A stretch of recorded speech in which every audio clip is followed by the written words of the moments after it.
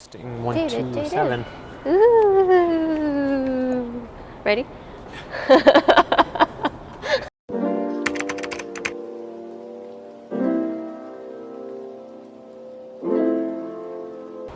Next question. Here we go. Okay. How do you handle a case when a student that you feel has been making good progress and has potential to move on suddenly hands in an assignment that has been partially plagiarized? Oh. Have you had that? No, I personally have not had this, but like as an instructor, I had it as a TA. Oh, is that right? Yeah, Okay. but it wasn't so. It was for an English course, and the student had to write an essay. In my own seminar, like what we all have seminars, like the TAs have seminars to facilitate, and I think we had maybe 10 or 15 students. And when we get the essays back, we don't actually grade our own students' works. The professor for that class just collected all the essays and then just randomly distributed. Yeah. And so what happened was one of the students that was in my seminar, the student's paper fell into the hands of the professor. Professor realized that it had been plagiarized. Wow. So actually, I wasn't really part of the whole discussion because I was just a TA then, but they did notify me. They said so-and-so has, we believe that so-and-so has plagiarized, and so the dean, was it the dean, the chair, the prof, and the student were all there, I think. It was a very serious thing. Yeah. Absolutely. So the first thing that needs to be said is that there are policies in place that you and I need to follow. We are beholden to them, and I think for good reason. Yeah. Right? And so the student code of conduct is very clear, as is ours. Yes. Like I said, for good reason. I think this question is interesting in the sense that you see a student progress and grow and get better, and you're really rooting them on. Yeah. You're rooting for them, and then suddenly they plagiarize, or they do something that just immediately puts that on hold, right? Yeah. Unfortunately, because we're held to those policies, it can be very cut and dry, black and white. But I think there is room. There's a bit of gray there that we can use to try to work with the student, and I think the best professors and the best department heads, etc., do a good job of advocating for the student in spite of having very black and white rules. I've personally seen, in my experience, I've personally seen a first-year student who had plagiarized one line of her essay, and it was caught. It was decided not to kick her out of the university or anything that drastic. Right. But she did failed that paper, which was a final assessment. Okay. So 40% of her grade was 0, but she was able to still, successfully complete the course. And so, from my philosophical perspective, for me, again, I'm going to keep reiterating because it's an intent and learning outcome thing. Okay. If a student plagiarizes something for one intent and learning outcome, why would you have them get a 0 on an assessment that assesses other learning outcomes? Right? And so it really comes down to what kind of virtues are we hoping to teach our students, right? And why we think those are important. And so I don't think there's anything wrong necessarily with giving a 0 because the reason or the point is to teach a virtue of honesty. Yes. Right? The intent and learning outcomes put aside, right? Which is a good argument. The better argument is that we cannot have these kinds of virtues in a place of learning, of knowledge. We want to create those virtues in you as a student. And so, you shall take the 0. Yes. I think I'm more black and white with this. Okay. I don't have, and maybe that's just because of my own experience with profs telling me how bad it is, because as a lit scholar, right? You're told don't plagiarize, and I have one of my favorite profs when I was an undergraduate student, the modernism prof, and he always said, and this is what it has always stuck with me, like he will do everything in his power so that you're no longer in his class if he catches you plagiarizing. And this is the reason why, right? Oh wow, that's a pretty strong statement. Yeah, but this is the reason that he gave. He said that, when students are applying for university, right, maybe there was like that one student who just needed that 0.5% to get into this program, right? But then here's this person who's plagiarized, right? Who has plagiarized. Why should you be there over that person who could have been here, right? Yep. I mean, I know it's like all very hypothetical, but like, It's also nonsensical. you think so? Yeah, because I don't know. Like, because to if, me, if we yeah. get that student out of that class and remove them from the university, it's not Right. like we I mean- it's not like we pick up the student that Right. was on the No, cusp. no. I understand that. I think Would that's nonsensical. I do agree with like each case of plagiarism is most likely handled in a very individual sort of way, right? Yeah. But when it comes to, I think because the question here, right, is like, how do you handle a case when a student, you know, that you feel has been making good progress? Yeah. It's like, I think the implicit claim in this question is, would you report it or not? Because you see the student If that's progressing. the question, right? it's a yes for me. Yeah, that's an automatic yes. That's why for me it's black and white. Okay. Yeah.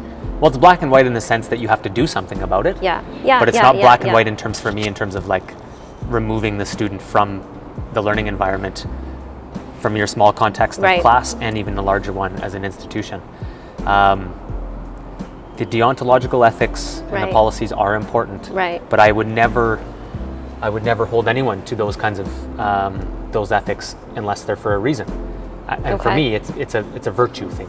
It's a virtue Okay. ethical thing. It's what kind of virtues do we want our students to have?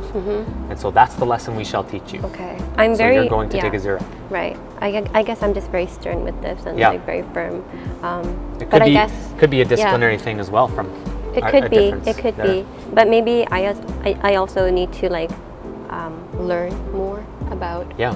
these issues. I think I don't know. We often talk about in terms of policy and education restorative justice. Okay. For hundreds of years, Mm-hmm. it's been the opposite, where when a student brings drugs to school or something like that, the black and white the zero tolerance policy Yeah. will remove that student from the learning environment. Okay. And we know that that's not going to be successful for that student. Moreover, Okay, it's yeah. actually a big, we don't want that in terms of a public. Mm-hmm. It's a public good that student stay in that school. That doesn't mean that they get off with nothing. Yeah. Right? I But we see. have to make sure that we're doing good things for both that Okay, individual I and the understand public. now. Okay. And completely removing them from the learning environment is the wrong answer. Okay. But also, not doing anything about it is the wrong answer. Right. So finding that sort of happy medium. Yeah, the gray. Yeah. The gray is important to okay. consider. Okay. Now I understand. Yeah. Student plagiarized, bad. Yes. Removing the student because they plagiarized, bad. Let's think of a good idea. Okay. Yep. Okay. I agree. Yeah. Thank you. Okay. Last question. We made it this far. Let's go one more. Yeah. Question says, what do you do when the common language in the classroom isn't English? Okay. And as a result, sometimes students don't or can't follow instructions and or understand certain concepts important to the lesson because of the language barrier. Student body is not English first language, Yeah. and you're introducing concepts that are very difficult. Difficult English. What do we do? So for me, like in my Japanese class, like the population, like the demographic is mostly international Chinese students, and it's great to have, right? If I realize that what I'm saying is not translating well with them, if I ask them to, okay, let's begin group work, and they're still sitting, then I'll be like, okay, everyone stand up. Like, you know, like you Right. find synonyms or like alternative Yeah. ways of expressing. Right, so read the room, right? So Yeah, if you're using difficult concepts and they're not picking it up, they're Yeah. not picking up with your drop, and surely you can change it for them Yeah. in a way that engages them. Yeah. The vast majority of students in my room Yeah. are from the Alberta context, still wanting to teach in the Alberta context. Right. Were raised with English as a first language. I've had students in the past that are not the majority like that. I recently had a mature student, Okay. probably in his 50s, Oh, from Pakistan, Okay. who was an engineer in Pakistan for a number of years and just wanted to do something different. And so was interested in teaching math and science in a Canadian school. And this student's English wasn't their first language, and so it was, I think, difficult for the student to pick up on certain topics. Right. And so I reached out and sent an email and just said, listen, please feel free to come to any one of my office hours and we can talk about these things. Yeah. And creating that personal connection did help, but also making sure that there isn't a bad question, right? No questions are stupid questions in this room. That's what I would And say. so if you need some clarifications, please do ask. And so I often articulate this in my classroom, Yeah. and this was from my mentor, given to me, and I'll give to you. Okay. Instead of saying, are there any questions? And then moving along. Okay. The average wait time, by the way, I heard, Yes. for post-secondary instructors, when they ask that question, are there any questions, is 1.3 seconds. Are there any questions? No? Okay, moving along, right? It's like a rhetorical question then. Exactly. Oh my They don't goodness, really okay. care or Yeah, are interested. yeah. And so you articulate it this way. What questions do you have? Oh, that's nice. And then I was actually told that you do this like in front Really? of the students, that you're actually showing I'm Yeah. waiting and giving you time. Now Okay. you're not going to keep doing that because Yeah, yeah. it's a bit condescending and facetious, but Yeah. that you use that as a teachable moment. Do you see how I'm waiting for you Yeah. to ask questions? Because maybe, and so that one student doesn't have to feel stupid, right? So that the majority of the class, Okay. if they don't speak English, that you're saying, what questions do you have?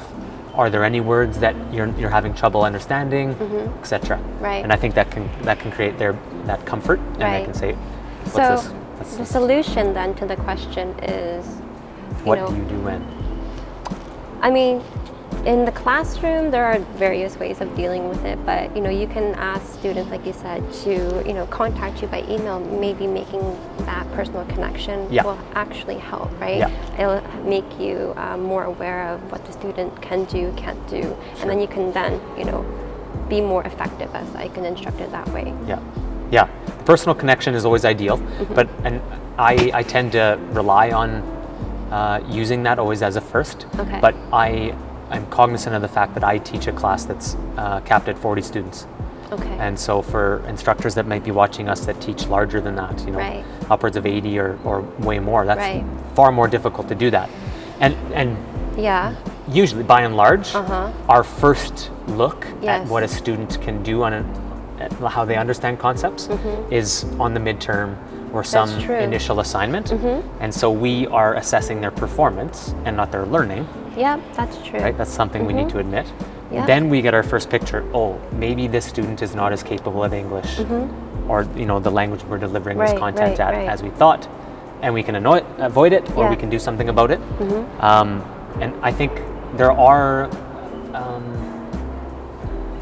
ways that we can do that personally, but there are also strategies that we can make them aware of that on campus we do have Oh yeah. societies and certain groups Yeah, that are yeah. dedicated to helping students with That's second true. language barriers. That's true, And so that's true. we can always encourage them to reach out for that. Yeah, yeah. For me, yeah. I always do the Center for Writers Yeah, on me too, campus. me too. And I've heard back a lot of really good things. Yep, yeah. I think they're a really great resource at least at the U of A. Yeah.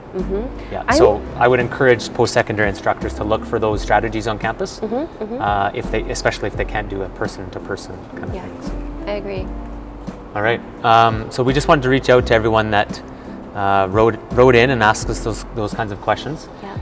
For me personally, I think there could probably be no more important thing for a beginning or veteran instructor to do is to keep being passionate about learning how to do your job better. Yes. So learning how to teach, to be more proficient at your profession as you go. This is an ethic I like to try to convince my future student teachers to have as well. One thing that was mentioned to me a long time ago is that the best kind of ethic that a teacher can have is quote unquote at being great at getting better. And so asking questions like you've just posed to us is the first step. Yeah. Being interested enough in finding out more from veteran instructors like ourselves perhaps that can lead you in the right direction. I think that's the right way to start. Yeah. Yeah. Yeah, I guess I too would like to thank everyone who really submitted their questions. They're really insightful. Some of them were some of them are funny, especially the hunger one. The hunger one, yeah, that was an interesting one. I'm glad that was in there actually Yeah. to break it up a bit. But yes, I also think that it's important as instructors to be very self-reflective of your own limitations as well as the things that you can do, your potentialities. So thank you again for submitting your questions. Stay tuned for more. Yeah.